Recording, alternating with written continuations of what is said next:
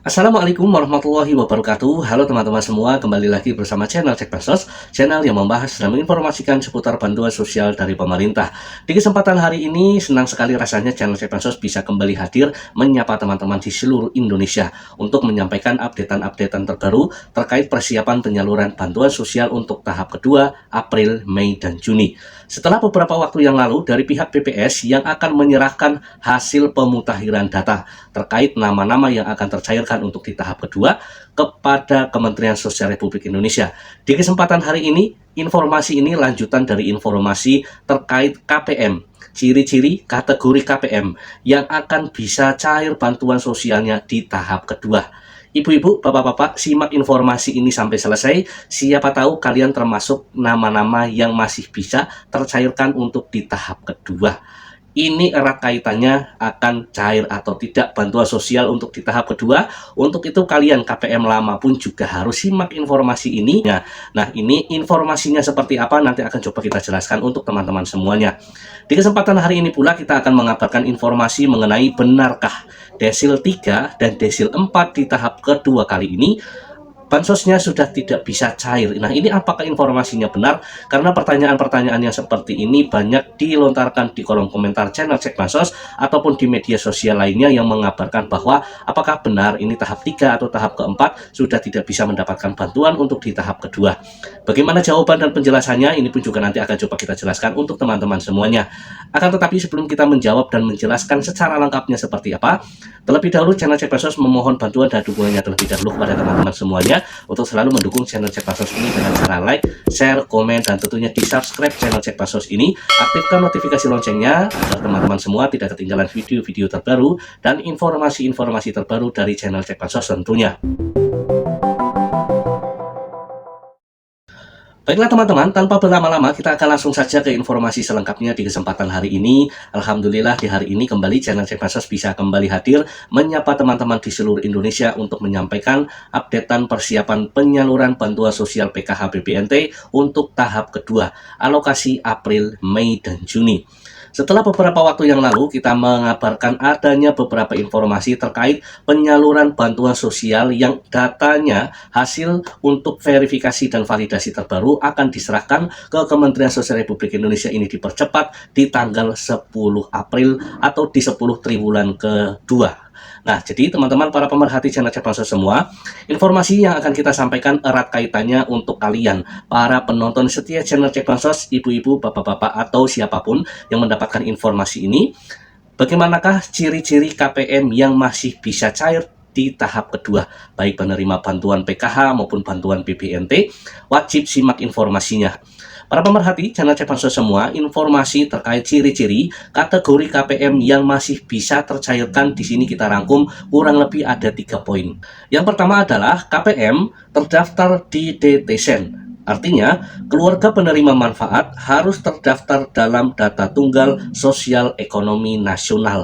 Nah, ini menjadi tonggak awal untuk penyaluran bantuan sosial. Wajib hukumnya, siapapun yang ingin mendapatkan bantuan sosial dari pemerintah, maka harus terdaftar di DTSEN, data induk sebagai acuan untuk penyaluran bantuan sosial dari pemerintah, yang mana hasil evaluasi, verifikasi, dan pemutakhiran data ini dilakukan oleh Badan Pusat Statistik. Kemudian kita sebagai penerima bantuan sosial misalkan di bawah naungan Kementerian Sosial Republik Indonesia, maka syarat utama yang pertama yaitu adalah nama kalian harus terdaftar di DTSEN, data tunggal sosial ekonomi nasional. Karena jika tidak ada nama kalian di DTSEN, itu tidak akan mendapatkan bantuan sosial dari pemerintah berbentuk apapun. Untuk itu, siapapun warga masyarakat misalkan yang belum pernah mendapatkan bantuan sosial dari pemerintah, maka kalian harus mendaftarkan diri, mengusulkan diri. Caranya banyak, melalui Kementerian Sosial Republik Indonesia, di bawah naungan ada Dinas Sosial, kemudian juga bisa mengusulkan secara mandiri melalui aplikasi Cek Bansos, atau bisa mengusulkan diri di kantor kelurahan wilayah kalian masing-masing. Jadi ini adalah informasi yang pertama, ciri-ciri kategori KPM yang masih bisa tercairkan harus terdaftar di DTSEN. Kemudian ciri-ciri kategori KPM yang kedua, yang bansosnya ini masih bisa tercairkan di tahap kedua, yaitu adalah KPM di tahap kedua masih berada di desil 1 sampai di desil 4.